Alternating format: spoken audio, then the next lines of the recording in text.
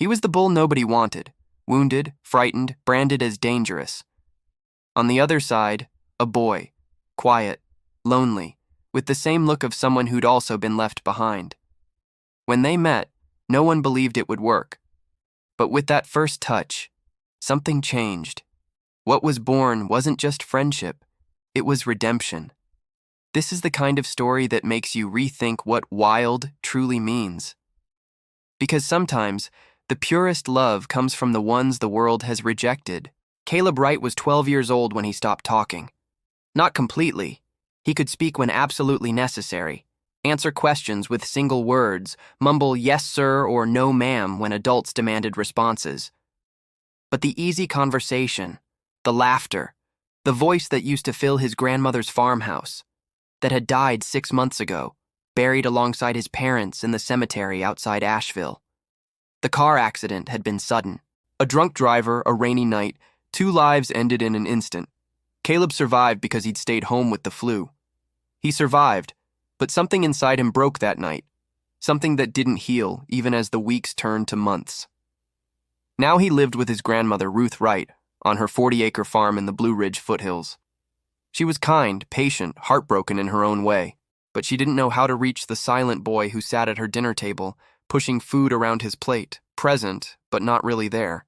"You should try talking to the other kids at school," Ruth said one evening, her voice gentle. "Make some friends.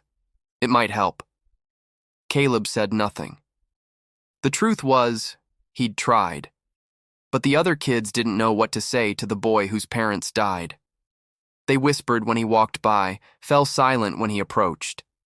Their pity felt worse than their absence, so Caleb stopped trying. He spent his afternoons walking the farm alone, helping Ruth with chores, existing in a gray space between grief and numbness, until the day Tom Harrison called about a bull nobody wanted. Tom Harrison ran a livestock rescue 40 miles away, taking in animals from abusive situations, hoarding cases, farms going under. Ruth volunteered there occasionally, donating hay, helping with transport. She and Tom had known each other for 30 years. "Ruth, I've got a situation," Tom said over the phone, his voice heavy. 3-year-old Hereford bull. Came from a bad place. Owner beat him, used electric prods, kept him chained. Sheriff seized the property last month. The bull's traumatized, aggressive, won't let anyone near him. I've been trying to work with him, but... Ruth heard the unspoken words. "You're going to put him down." "I don't have a choice. He's dangerous. Charge 2 of my handlers." "I can't adopt him out like this, and I can't keep an animal that might hurt someone." Tom paused. "But I thought maybe I'd give it 1 more week. See if anyone wants to try. Long shot, I know." Ruth looked out her kitchen window at Caleb, who was sitting alone on the porch steps, staring at nothing. "What's the bull's name?" she asked. "Paperwork says Bull Naur 47. Previous owner didn't bother with names." Ruth made a decision that surprised even herself. "Bring him here. I'll take him." "Ruth, did you hear what I said? He's aggressive, dangerous." "I heard you. Bring him anyway." Tom delivered the bull on a Saturday morning, hauling him in a reinforced trailer. Caleb watched from the barn as they unloaded him into the reinforced pen Ruth had prepared. Double fencing, strong gates, plenty of space. The bull that emerged was nothing like Caleb expected. He was massive, 1,800 pounds of muscle and scars. His reddish-brown coat was patched with old wounds, some healed poorly, leaving twisted skin. His horns had been partially sawed down, evidence of rough handling. But it was his eyes that stopped Caleb cold. They were wild, terrified, filled with a rage born from pain and betrayal. This wasn't an aggressive animal. This was a broken one, lashing out because he'd learned humans meant hurt. Caleb understood that completely. "Stay away from the pen," Tom warned as the bull paced, snorting, eyeing them with deep distrust. "He'll charge if you get close." Ruth nodded, but Caleb barely heard. He was staring at the bull, seeing something everyone else missed. The way the animal's ears flicked at sudden sounds, hypervigilant, always expecting pain. The way he pressed himself against the far fence, as far from humans as possible. The trembling in his powerful legs despite his size. This wasn't a dangerous bull. This was a terrified one. After Tom left, Ruth found Caleb standing at the pen fence, 20 feet from the bull. "Caleb, honey, you need to stay back. Tom said—" "He's scared," Caleb said quietly. They were the first words he'd volunteered in weeks. Ruth stopped, surprised. "What?" "The bull. He's not mean. He's scared." Caleb's voice was soft but certain. "Everyone thinks he's dangerous because he fights back, but he's just afraid they'll hurt him again." Ruth studied her grandson's face, the first real expression she'd seen there in months. "Caleb, we can't assume that. He's been through trauma. That makes animals unpredictable. Makes people unpredictable too," Caleb said, so quietly Ruth almost didn't hear. He was right, she realized. This boy knew what it felt like to be broken, to have the world see you as a problem instead of someone in pain. "What do you want to call him?" Ruth asked gently. Caleb thought for a moment. "Goliath. He's big and everyone's afraid of him. But maybe he just needs someone who isn't." That night, Caleb couldn't sleep. He kept thinking about Goliath, alone in the pen, in a new place with new strangers. Scared, probably. Maybe thinking this was just another stop before more pain. At midnight, Caleb got out of bed, pulled on his jacket, and walked to the barn. The moon was bright enough to see by. Goliath stood in the center of the pen, head lowered, watching Caleb approach. "Hi," Caleb said softly, stopping 15 feet from the fence. "I'm Caleb. I know you don't trust people. That's okay. I don't trust them much either anymore." Goliath snorted, pawing the ground, a warning. "I'm not going to hurt you," Caleb continued, sitting down in the dirt outside the pen. "I'm just going to sit here for a while. You don't have to do anything. Just, you're not alone. That's all." For 20 minutes they stayed like that.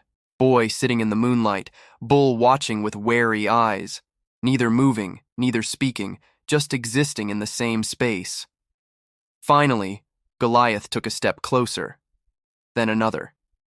His massive body was tense, ready to bolt, but curiosity, or maybe loneliness, pulled him forward.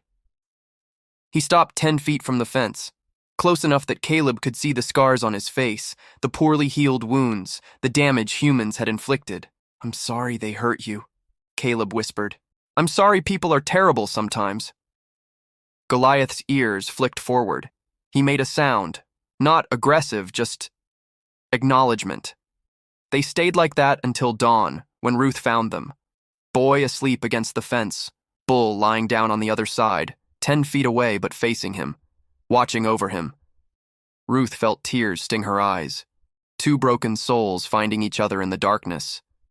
Maybe, she thought, they could heal together. Ruth didn't wake Caleb that first morning.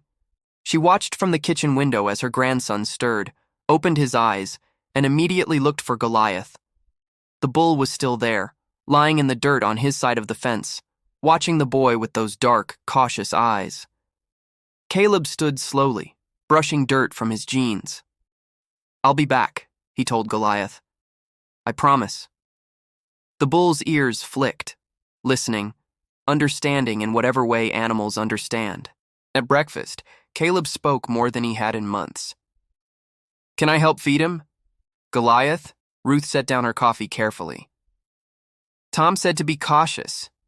The bull needs time to settle in before—" "He won't hurt me," Caleb interrupted, his voice quiet but certain. "He's like me.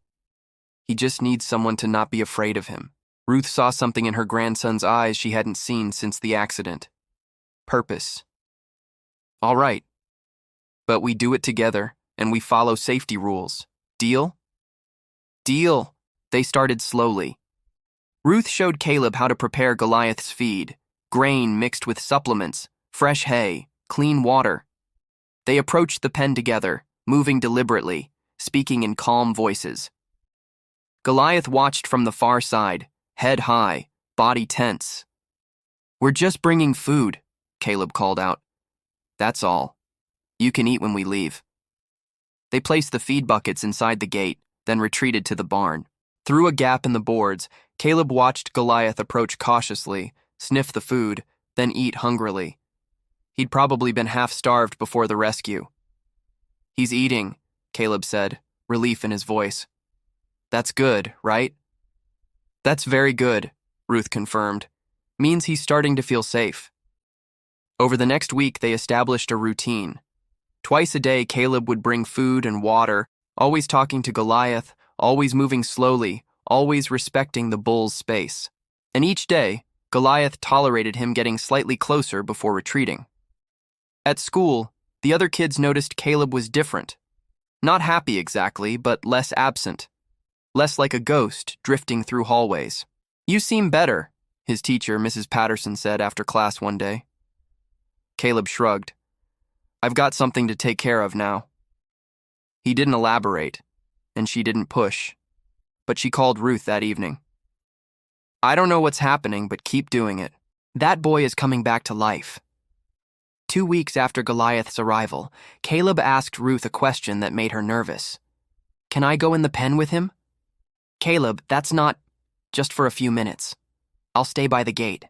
I won't go near him if he doesn't want me to." Caleb's eyes were pleading. "Grandma, I need to try. He needs to know someone trusts him." Ruth wanted to say no.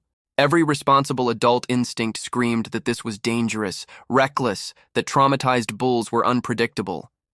But she also saw the change in Caleb, how he'd started eating full meals, how he'd laughed yesterday at something on TV, how he'd asked to call his aunt just to talk, all because of this broken bull. 10 minutes, she said finally. "I'll be right here watching. Any sign of aggression? You come out immediately." "Thank you," Caleb said, and hugged her, the first real embrace since his parents died. Caleb entered the pen with his heart hammering. Goliath stood at the far end, 30 feet away, watching. The bull's muscles tensed, ready to charge or flee. "It's just me," Caleb said softly. "I'm not going to hurt you. I just want to be in here with you. Show you that not all humans are bad." He sat down cross-legged in the dirt, 5 feet from the gate, and waited. Minutes passed. Goliath pawed the ground once, a test. Caleb didn't move. More minutes. The bull took a step forward, then another. His breathing was heavy, audible, nervous. "That's it," Caleb encouraged. "You're safe. I promise you're safe." Goliath moved closer, his massive head lowering, studying this small human who didn't run, didn't shout, didn't carry anything that could hurt. 10 feet away. Then 8. Ruth gripped the fence rail, ready to intervene, but Caleb remained perfectly still. 6 feet. Goliath stopped, and for a long moment, boy and bull simply looked at each other. Then Caleb did something that made Ruth's breath catch. He extended his hand, palm up, fingers relaxed. "You can smell me if you want. See that I'm a friend." Goliath's nostrils flared. He took one more step, then another, until his massive head was inches from Caleb's small hand. The bull sniffed, his breath warm and loud. Caleb didn't flinch. Then, slowly, tentatively, Goliath lowered his head and pressed his muzzle against Caleb's palm. The touch was gentle despite the bull's size, almost tender. Caleb's eyes filled with tears. "Hi, Goliath," he whispered. "I'm so glad you're here." Goliath made a sound, low, rumbling, not aggressive. A sound of acknowledgement, maybe even comfort. They stayed like that for 5 minutes, boy's hand against bull's face, 2 broken creatures finding solace in simple contact. When Caleb finally stood to leave, Goliath followed him to the gate, watching him go with something that looked like longing. Ruth was crying openly. "Caleb, that was... I've never seen anything like that." "He's not dangerous," Caleb said, his voice stronger than it had been in months. "He never was. He just needed someone to see past the scars." After that day, everything changed. Caleb spent every spare moment with Goliath. Before school, after school, evenings when homework was done, he'd sit in the pen talking about his parents, about missing them, about feeling invisible at school. Goliath would lie down nearby, listening in whatever way bulls listen, his presence solid and comforting. "Everyone at school looks at me like I'm broken," Caleb told him one afternoon. "Like I'm the weird kid whose parents died. They don't know what to say, so they say nothing. And I feel invisible." Goliath shifted closer, his massive head near Caleb's shoulder. "But you see me," Caleb continued, "and I see you. Not the scars, not the fear, just you." The bull rumbled that low sound again, and Caleb leaned against his warm side, feeling less alone than he had in months. Ruth documented the transformation in photos and journal entries. Goliath's coat became shinier, his eyes less wild, his movements more relaxed. He still wouldn't let anyone but Caleb truly close, but he no longer charged the fence when Ruth approached. And Caleb was returning to the world. He started talking more at school, made a friend in his science class, even smiled during lunch. The hollow-eyed ghost was becoming a boy again. "It's remarkable," Dr. Chen, the counselor Ruth had taken Caleb to see, said during a session. "Whatever's happening with this bull, it's doing more for him than months of therapy could. That animal is giving him purpose, responsibility, and unconditional acceptance. That's exactly what he needs." But the peace couldn't last forever. Tom Harrison came to visit 3 weeks after dropping off Goliath. He watched Caleb in the pen with the bull, the two of them sitting side by side in the afternoon sun. "I don't believe it," Tom said quietly. "That's the same bull that nearly killed one of my handlers." "He was never the problem," Ruth said. "The humans who hurt him were." Tom nodded slowly. "You know people are talking, right? Word's gotten around about the dangerous bull you took in. Some folks think you're crazy risking your grandson like this." "Let them talk." "Ruth, I'm not here to judge. I'm here to warn you." Tom's expression was serious. "Jimmy Foster, the previous owner, he got out on bail last week, and he's been making noise about wanting his property back. He's claiming you stole his bull." Ruth's blood ran cold. "That bull was seized by the sheriff. It's legal rescue." "I know, but Foster's got a lawyer now, and he's making threats. Says he's coming to take back what's his." Tom glanced at Caleb and Goliath. "I don't think he will, legally. But Ruth, be careful. Men like that don't like being shown up, and that bull represents money to him." Ruth looked at her grandson, finally healing, and at the bull who'd made it possible. "Over my dead body," she said quietly, "is anyone taking Goliath from this farm?" Jimmy Foster showed up on a Tuesday afternoon when Caleb was at school. Ruth was in the garden when she heard the truck, a rusted Ford with a loud muffler, pulling into her driveway without invitation. A man climbed out, mid-40s, with hard eyes and a sneer that made Ruth's stomach tighten. "Can I help you?" she called, staying near the house. "Name's Jimmy Foster. I'm here for my bull." His voice was rough, aggressive. "The Hereford you got in that pen over there. That bull was legally seized from your property due to animal cruelty. He's not yours anymore." Jimmy spat into the dirt. "Judge said I could get my property back once I paid the fines. Well, I paid them, and I want what's mine." Ruth pulled out her phone. "Tom Harrison handles all rescue paperwork. The bull was transferred to me legally. You have no claim." "That's my $40,000 breeding bull, lady. I raised him from a calf. You think some bleeding heart rescue can just steal him because he got a little rough?" Jimmy took a step closer. "I'll give you 1 day to load him up. Otherwise, I'm coming back with the sheriff." "You do that," Ruth said, her voice steady despite her fear. "And I'll show them the photos of what you did to him, the scars, the wounds, the electric prod burns. See who the sheriff sides with."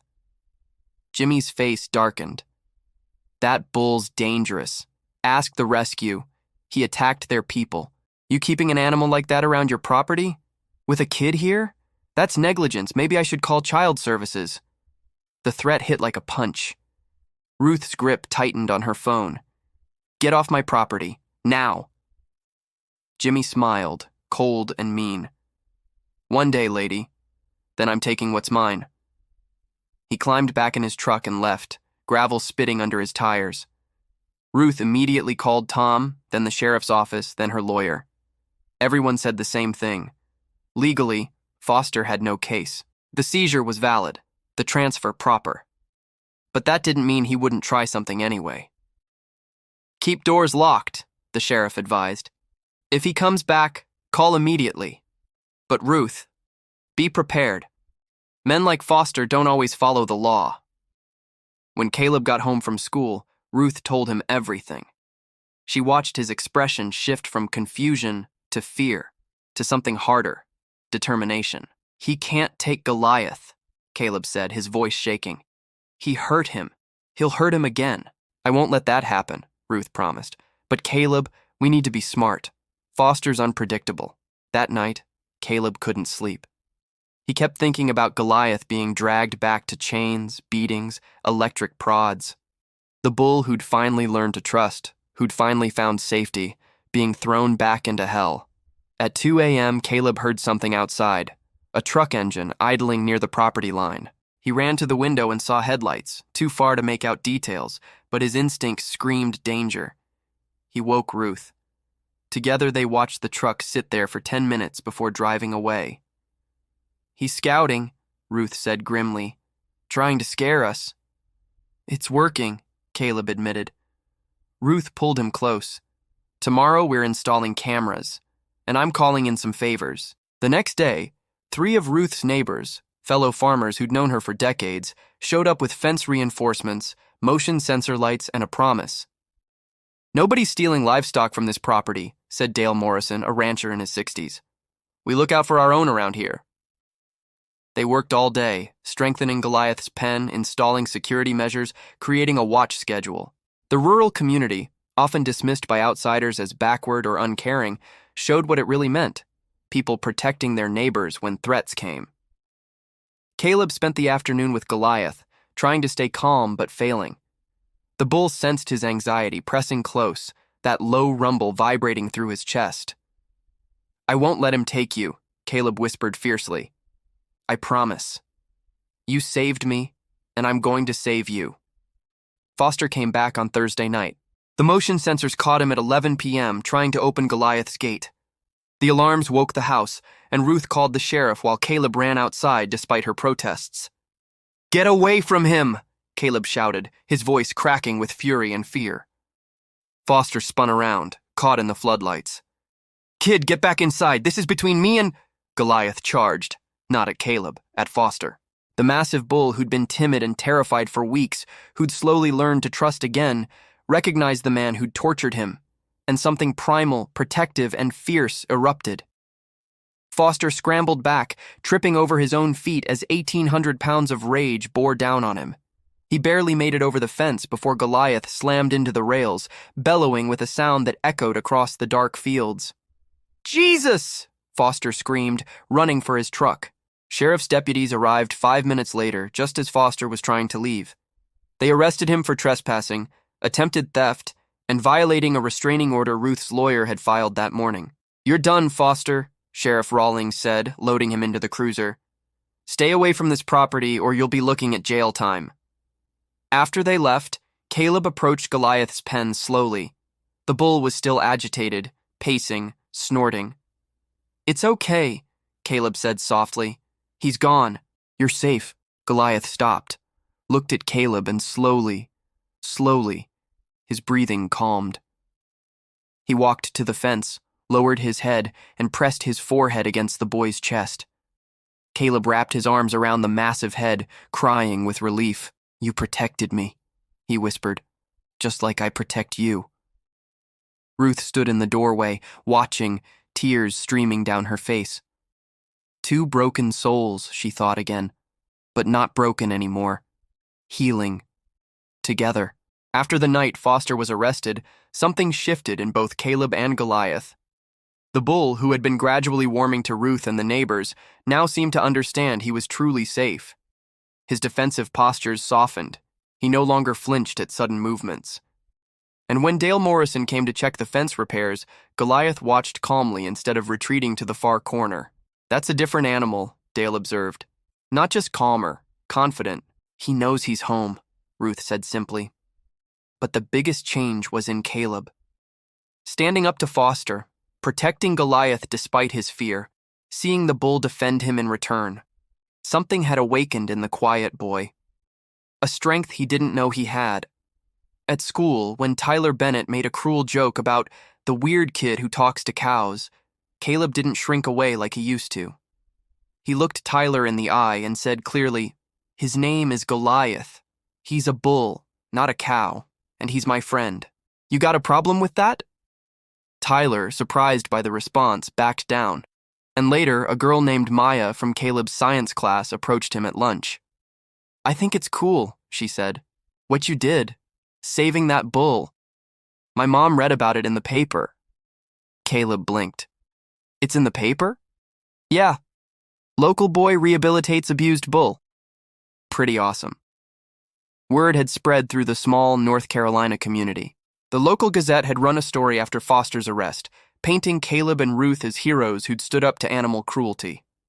Suddenly, instead of being the sad kid whose parents died, Caleb was the brave kid who saved Goliath. "People want to visit," Ruth told him that evening. "Families, students, even a 4-H group. They want to meet Goliath, hear your story." Caleb's first instinct was to say no, but then he thought about what Dr. Chen had said in their last session. Sometimes healing means sharing your story, helping others understand that broken doesn't mean worthless. "Okay," Caleb said, "but only if Goliath's comfortable. He gets to decide." The first visit was a 4-H group, 8 kids aged 10 to 14, learning about animal welfare and responsible livestock handling. Ruth set ground rules. No loud noises, no sudden movements. Respect Goliath's space. Caleb led them to the pen, where Goliath stood in the shade, watching the newcomers with cautious curiosity. "This is Goliath," Caleb began, his voice quiet but steady. "When he came here 3 months ago, he was terrified. His previous owner abused him, beat him, used electric prods, kept him chained. He learned that humans meant pain." The kids listened, faces serious. "But animals aren't that different from people," Caleb continued. "When you're hurt over and over, you stop trusting. You build walls. You fight back because you think that's the only way to survive." He glanced at Goliath, who had moved closer to the fence. "But if someone shows you patience, kindness, gives you time to heal, you can learn to trust again." One girl raised her hand. "How did you get him to trust you?" "I didn't force it. I just showed up every day, talked to him, let him know he was safe. And eventually, he believed me." Caleb smiled slightly. "Same way you make any friend, I guess. You just have to be patient." Goliath rumbled, that low, contented sound, and walked directly to where Caleb stood. The bull lowered his massive head, and Caleb scratched behind his ears, exactly the way Goliath liked. The 4-H kids watched in awe as this supposedly dangerous bull stood peacefully, eyes half closed, completely relaxed under the boy's gentle touch. "He's beautiful," one boy whispered. "He is," Caleb agreed. "He always was. People just couldn't see it past his fear." Over the next month, more visits followed. School groups, families, even a documentary crew doing a piece on animal rescue. Each time, Caleb told Goliath's story, and in telling it, he found himself healing too. Because talking about Goliath meant talking about rejection, fear, learning to trust again. And those were the same things Caleb was working through with his grief. One evening, after a particularly good day, Caleb sat in the pen with Goliath lying beside him, the bull's warmth solid and comforting. "I talked about Mom and Dad today," Caleb said quietly. "In therapy. First time I really talked about them since the accident." He stroked Goliath's shoulder. "Dr. Chen asked what changed. I told her it was you. Because if you could survive what happened to you and still learn to trust, still choose to connect, then maybe I could too." Goliath's ear flicked, listening. "I miss them so much," Caleb continued, his voice breaking. "Every single day. But I'm not disappearing anymore. I'm here. I'm present. And that's because you needed me to be." He leaned against the bull's massive side. "You gave me a reason to show up, Goliath. Thank you." Ruth found them like that an hour later, boy and bull peaceful in the twilight. She'd been documenting their journey in letters to Caleb's aunt, and tonight she wrote, "I don't know if I believe in fate, but sometimes I wonder if Goliath and Caleb were meant to find each other. Two souls so broken they couldn't see their own worth. but together they became mirrors, each one showing the other that being wounded doesn't mean being worthless, that survival itself is a kind of bravery, that love, when you find it, can heal almost anything. Caleb talks now. He laughs. He has friends. He's still grieving. He always will be, but he's living alongside that grief instead of being consumed by it. And Goliath, who was hours from being euthanized as too dangerous, is now the gentlest creature I've ever known. Maybe that's the real lesson here. That the world was wrong about both of them. That broken and dangerous are just labels people use when they can't be bothered to look deeper. And that sometimes the purest love comes from the one society has rejected. She sealed the letter and looked out at the pen, where Caleb had fallen asleep against Goliath's side, and the bull, massive, scarred, once deemed worthless, kept watch over the boy who'd saved him. Two rejected souls, finding redemption in each other. Proof that the wildest, most transformative love often comes from the places and beings the world refuses to see. 2 years later, Caleb stood in front of his 8th grade class, giving a presentation that had become something much bigger than homework. "This is Goliath," he said, showing a photo of the massive bull, now 5 years old, healthy, his coat gleaming. "When I was 12, we were both broken. He'd been abused. I'd lost my parents. Everyone thought he was dangerous. Everyone thought I was unfixable." The classroom was silent, attentive. But we fixed each other, not because either of us was a hero or special, just because we saw past the labels. He wasn't dangerous bull. I wasn't the sad kid. We were just us. And that was enough. Maya, now his closest friend, smiled from the front row. She'd been there through it all, the good days and the hard ones when grief still knocked Caleb sideways. His teacher, Mr. Rivera, had tears in his eyes. "Thank you, Caleb. That was beautiful." After class, 3 students approached him, kids who'd always been quiet, always on the edges. "Can we visit sometime?" one girl asked. "Meet Goliath?" "Yeah," Caleb said. "Absolutely." The farm had evolved into something Ruth never imagined. It was still a working farm, but it had also become a sanctuary, not just for Goliath, but for other rejected animals and, unexpectedly, for people. A local therapist had contacted Ruth about using the farm for animal-assisted therapy. Kids dealing with trauma, grief, anxiety, they came to spend time with Goliath and the 3 other rescue animals Ruth had taken in. "There's something about being with an animal who survived trauma," the therapist explained. "It gives these kids hope, shows them healing is possible." Caleb had become an unofficial guide, teaching younger kids how to approach Goliath, sharing his story, helping them understand that being broken wasn't the end. It could be a beginning. One Saturday, a 10-year-old boy named Marcus came to the farm. He'd stopped speaking after witnessing domestic violence. His mother was desperate. Caleb sat with Marcus by Goliath's pen, not pushing, just being present. After an hour of silence, Marcus finally whispered, "Does it get better?" "Yeah," Caleb said honestly. "It does. Not all at once, but slowly. If you let yourself heal." Marcus looked at Goliath. "He's really big." "He is. But he's gentle now. Took him time to learn that not everyone would hurt him." Caleb paused. "Want to feed him an apple?" Marcus nodded, watching the boy's face light up as Goliath carefully took the apple from his small hand. That was the moment Caleb understood what his life had become. Not just survival. Purpose. That evening, Caleb walked to Goliath's pen as the sun set over the Blue Ridge Mountains. The bull immediately came to the fence, rumbling that familiar greeting. "Hey, buddy," Caleb said, scratching behind his ears. "We helped another kid today. Marcus. He reminded me of us." Goliath leaned into the touch, completely trusting, completely at peace. "You know what I realized?" Caleb continued. "When you found me, I thought I was saving you. But really, we saved each other. You gave me a reason to keep going. And I gave you safety." He smiled. "Pretty good deal, huh?"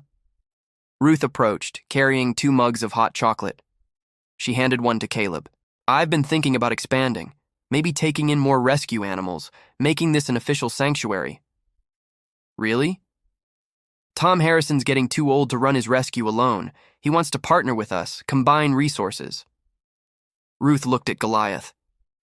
This bull changed our lives, Caleb. Changed this whole farm. Seems right to honor that by helping more animals like him. Caleb felt something swell in his chest. Not grief this time, but hope. Mom and Dad would have loved this. They always said helping others was the point of everything. They'd be so proud of you, Ruth said, her voice thick with emotion.